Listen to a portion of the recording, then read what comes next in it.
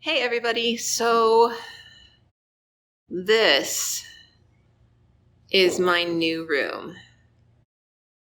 Woo! Oh boy. I am a little...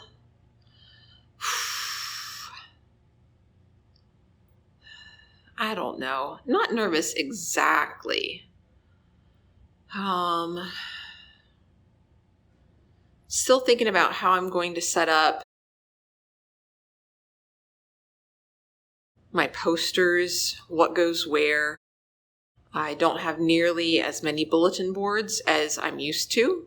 It's going to be challenging to display student work. Out here in the hall, I have some posters that have, they're actually enlarged photos of school activity and things like that, but there are no bulletin boards to display student work.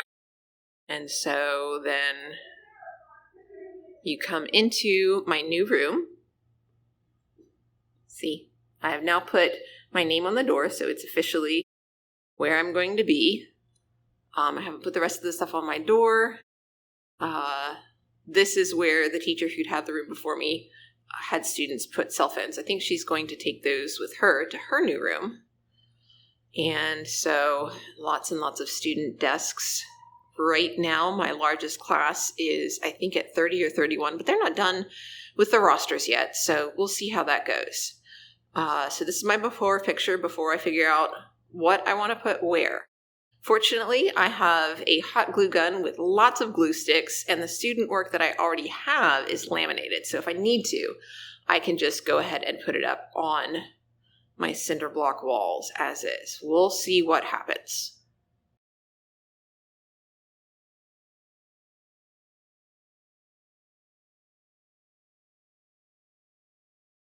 Hey folks, it's Miss Cole. It is about 4:30. And parents are going to be coming up soon. So I finally got my classroom set up, and I know I took pictures and did a little bit of a video about what it looked like before I got everything set up. So now I'm going to take you on a room tour of my new room and show you what I've put where and talk a little bit about why I made the choices I did. So from the back of the room, you can kind of see the front of the room. There's my podium up at the front. And I chose to turn my desk around sort of to remind myself that I don't want to be spending a bunch of time at my desk during class. That's going to be, grading papers and contacting parents will be something I do during planning, not during class time. And so I'll be teaching from the podium and I'll have access. I can move my computer right there and link up to the projector. And so I deliberately choose the things that I want students to focus on at the front of the room. So my big bold poster, no excuses, just solutions. One of the things that was frustrating for this room was that I couldn't have it front and center because I have a screen above my screen and it just doesn't leave room for it. However, always capitalize I'm, I'd, I've, and I'll is my top grammatical pet peeve, so that has taken the place of precedence. Parts of speech we review pretty regularly. One of the challenges, students are already familiar with these, but sometimes in high school we don't review it a whole lot, so they kind of forget or just aren't really strong on it by the time they're in 10th grade. They're just like, okay, I know this, but I haven't practiced it much, so we go over this pretty often. Above the door, I have challenge yourself again. I talk to students about that. While they're in here, I will challenge them. But once they go out, it's their responsibility. Big Brother's watching you. It's kind of creepy on the door. We've sometimes read 1984. Thought without action creates nothing. Action without thought creates problems. And then some more grammar stuff over here. A little bit of literature stuff. Pronouns, possessive nouns, possessive pronouns. How do you know? That's mostly there because it fits, honestly. But something I come back to pretty often. Ideas don't come from nowhere. Where do you get your ideas? How do you know? Why do you believe what you believe? We work with dependent clauses a lot. In many cases, students will use a dependent clause as though it is a simple sentence, and it's not. Another important one is up here. Never use apostrophes to make words plural.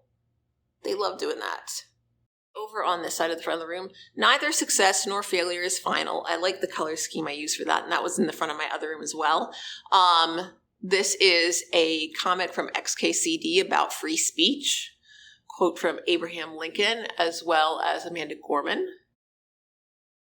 My helping verbs list, 23, we refer to them pretty often. The prepositions, this is not all the prepositions, but a lot of them. And then sort of my writing stuff, what worked, what didn't, what next, as we're thinking about our writing. Don't use the words thing, stuff, be specific. Those are not helpful words. A quote from Gary Provost about the importance of variety in sentences. Mae Jemison. And then I love the pun here. Rouge, of course, being another word for blush. My 3 rules for writing. Don't confuse me, don't bore me, don't lie to me. Uh-oh. See, this is the problem with the new room. I'm going to have to glue gun that sucker back up. That's a quote from Ursula K. Le Guin. The Credible Hulk. You won't like me when I'm angry. This one's new. Hiddle and Diaz.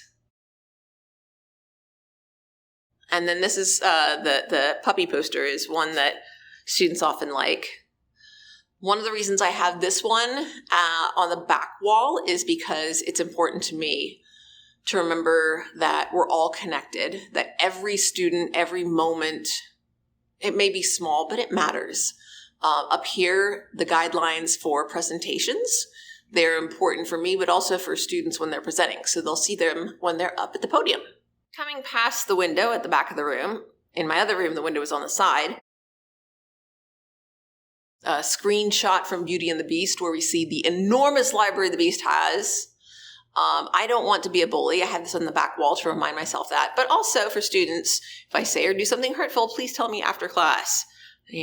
Don't interrupt instruction, don't cause problems, but let me know, please. One of my favorite Maya Angelou quotes. And then media bias. We use this in research to look at some of the same events covered by different sources and how they differ. And then a poster from Changeling the Dreaming, the importance of story and how it's represented visually.